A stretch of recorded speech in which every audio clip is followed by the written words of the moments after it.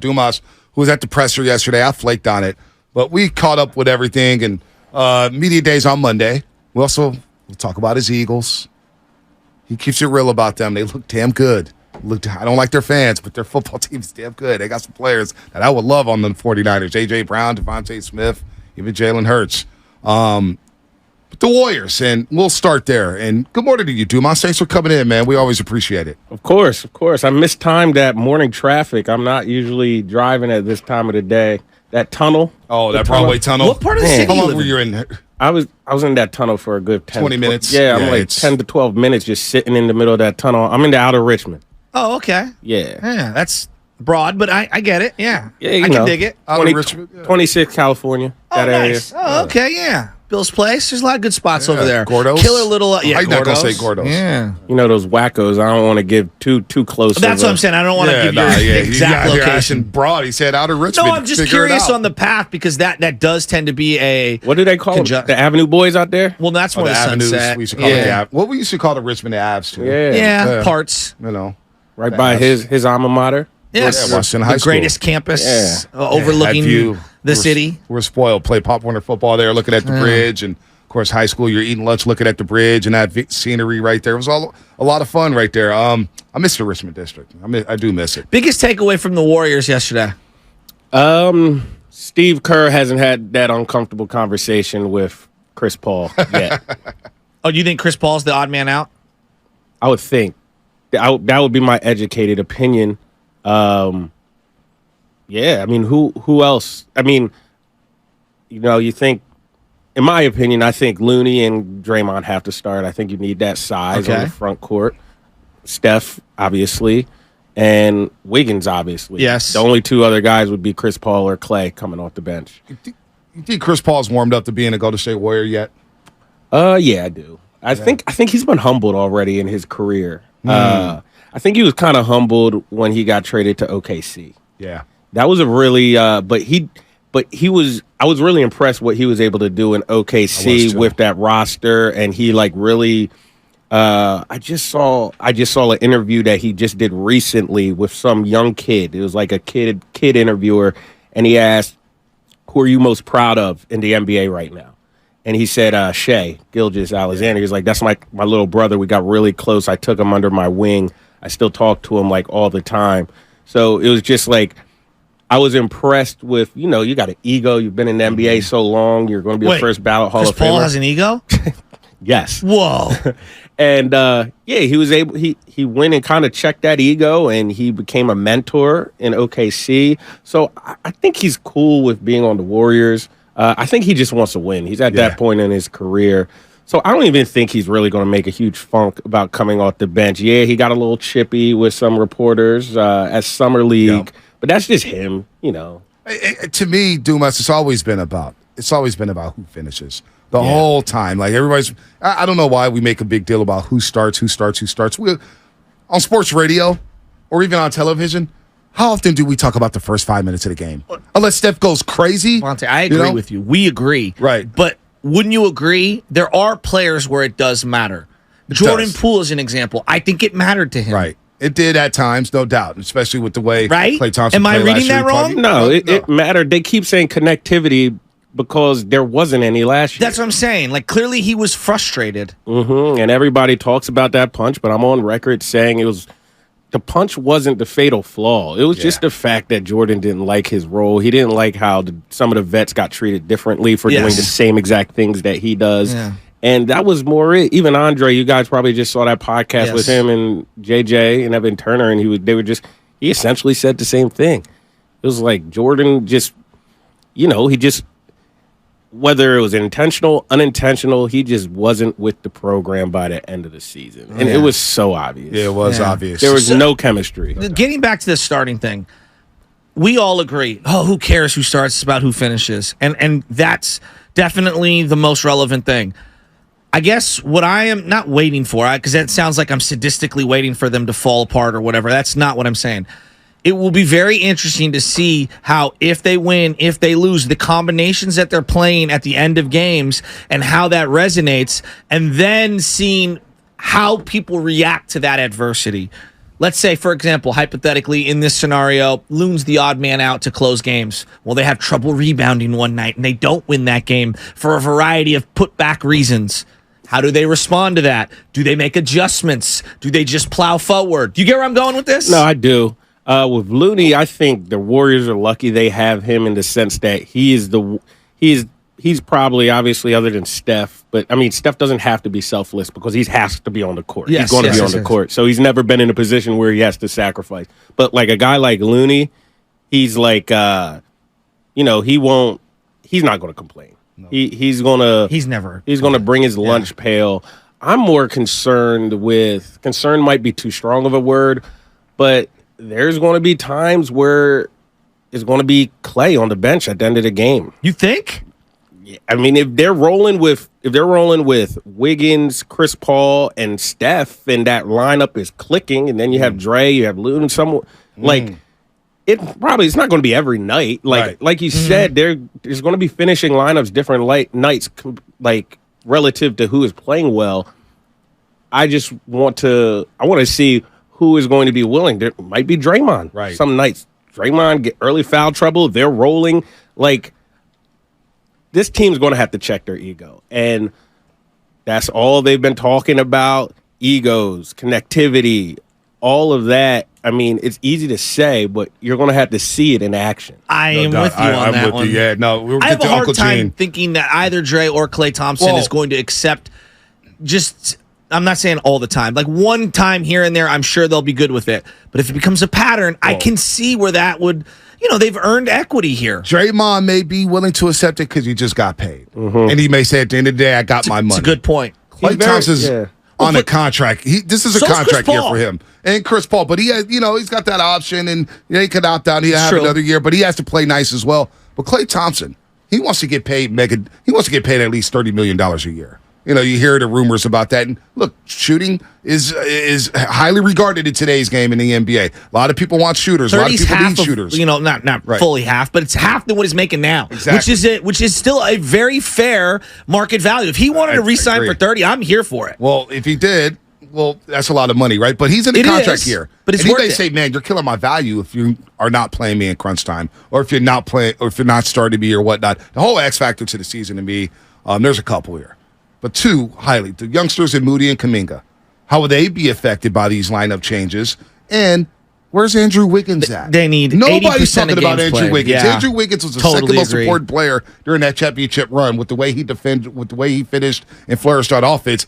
And it's been quiet on the set when it comes to Andrew Wiggins. Yeah, no, I mean, I think he's fine. Last year was a fluky year for him. He missed all that time, and you're right, B. Nobody talks about that as much as they probably should, because the difference between Andrew Wiggins missing all that time is probably like a 6 seed and like a 2 or a 3 seed. It wasn't that much of a difference. So, and then you get a different matchup, a more favorable matchup, and maybe the Warriors are in the conference finals, not losing to the Lakers, because we always knew that Lakers matchup was tough. AD's always been tough for the Warriors. It's a very unique matchup against them. Yeah. I agree with that. It's just a bad matchup. How is it?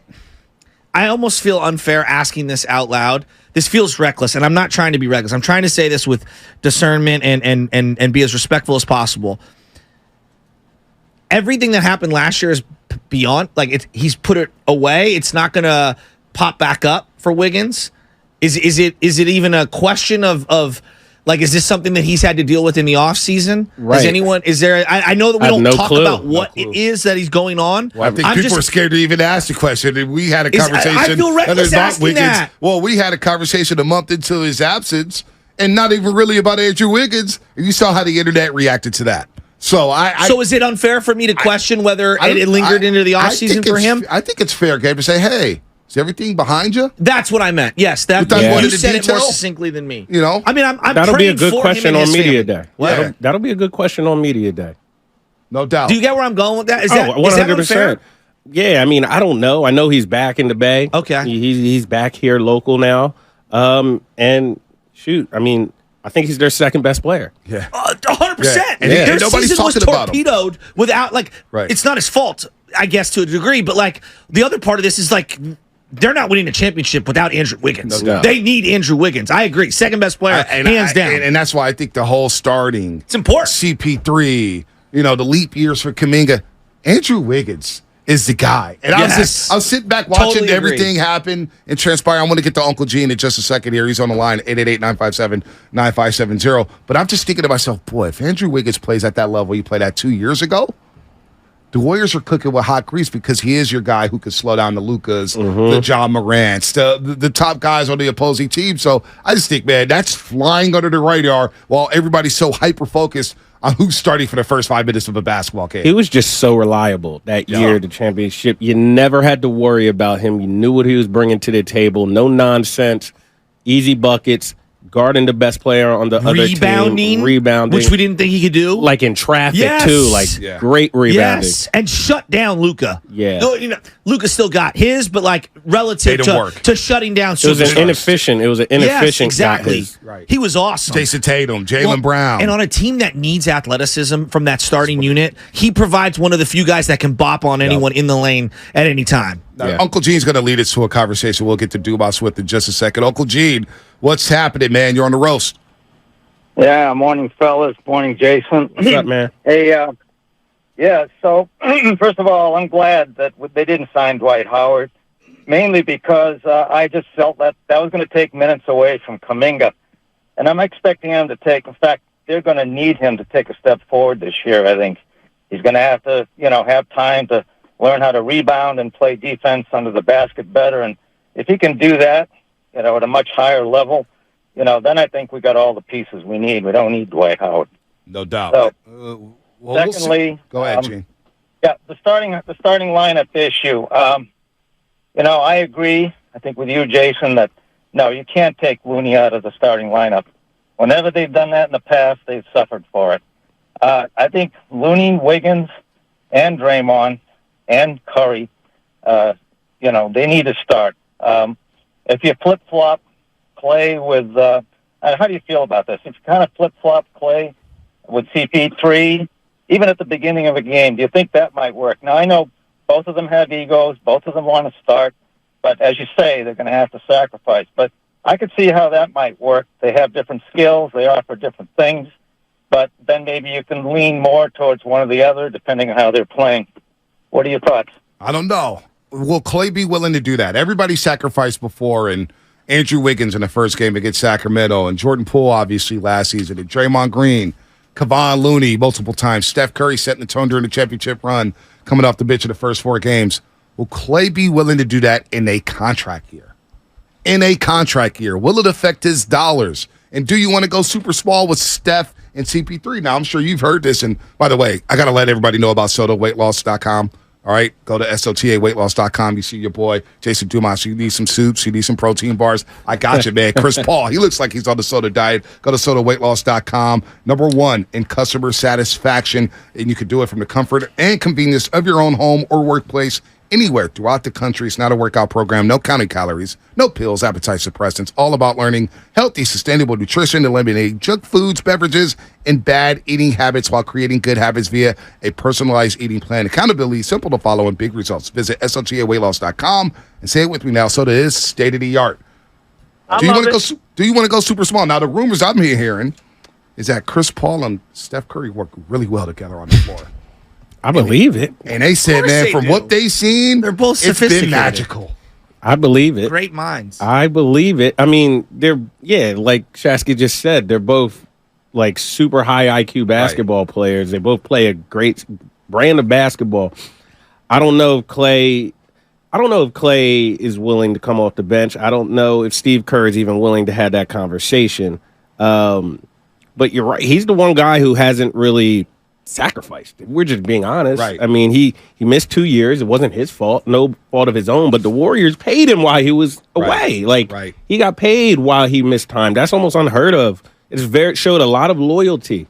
And when he came back, he went right into the starting lineup. The Warriors had to figure out how to play while he tried to get his legs back.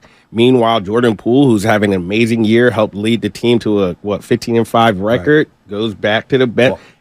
Draymond gets kicked out of a playoff game, comes back. Hey, let Loon start. Let Loon start. I don't, like everybody has kind of sacrificed except Klay Thompson.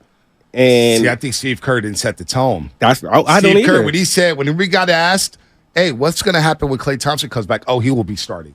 Now, if you would say right there, hey, we're going to work him in slowly, come off the bench, Klay may have been more willing to do that. Right. Saying, okay, I understand you guys are rolling. It would have made sense. Back. It would have made a lot of sense. But no I think doubt. we're underestimating. I did before, and now I acknowledge it now.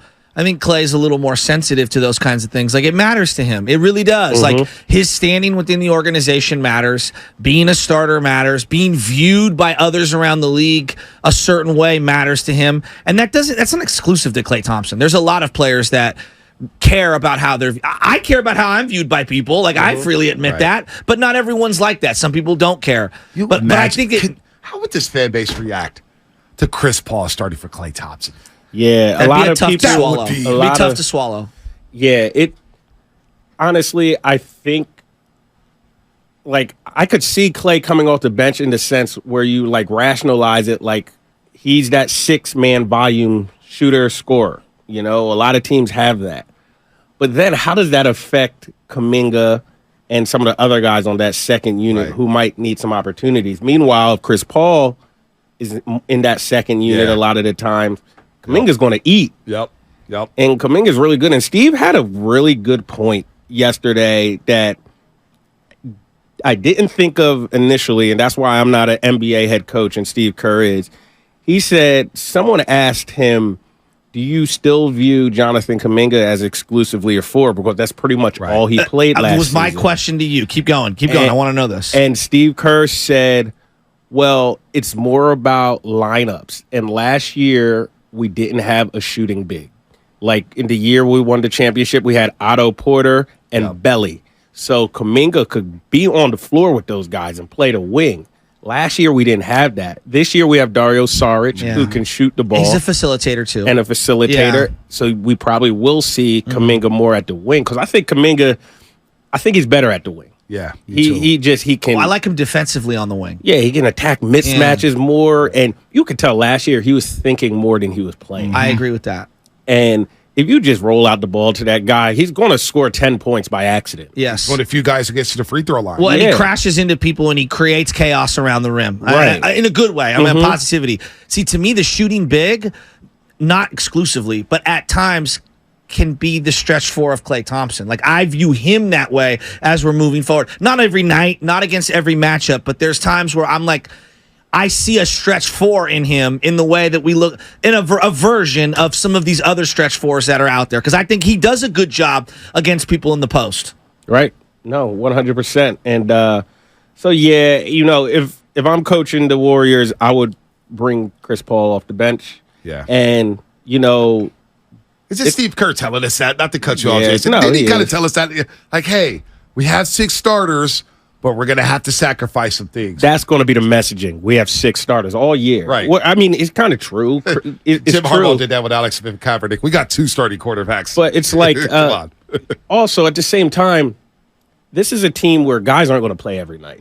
So even if Chris Paul is not starting every night, I mean, who knows? We don't know if Klay's playing back-to-back yet. Like he's baked in. He's missed 20. And it's not a knock. It's just the reality. He misses 25. How many, like you said, how many's Klay going to miss? 12? 15? Yeah, he might not start doing the back-to-back. Who knows? I don't know what their plan for him is. I think he's actually full throttle now. They're not going to be worried about that. But still, they're going to rest him. Yeah, 15 back-to-backs, leads the league this year. Draymond's going to sit sometimes. Yes. Like, people get banged up. So everybody's going to eat. But that's why it's also very important for them to start off strong. Where does Moses Moody fit into all this? Is he just an afterthought? It's not an afterthought. It's not an afterthought per se. It's just he just has to get in where he fits in. And you got 3 old guards. Can they use him as someone who can defend on the perimeter while a combination of those guys is playing? Like, I don't know. I'm just asking out loud. Moses needs to knock down shots. Yeah. Like, that needs to be his role. The spot-up shooter. When he dribbles too much, he gets into trouble. I agree. And he turns the ball over. Indecisive. Yeah, he needs to just be that confident knockdown shooter that you see like Jarrett Vanderbilt and some of these other guys. And Moses Moody, he can defend, but he should be better on that end, in my opinion. Right. But he's another guy. He's like a loony. He's a loyal soldier. He's going to do what he's told. You ask him to jump, he's going to say, "Got you." Like, so you know, he's a good player to have on the roster. If he wants to get to that next level where he's not an afterthought, like you said, he needs to contribute more and find a role and really like excel at that specific role.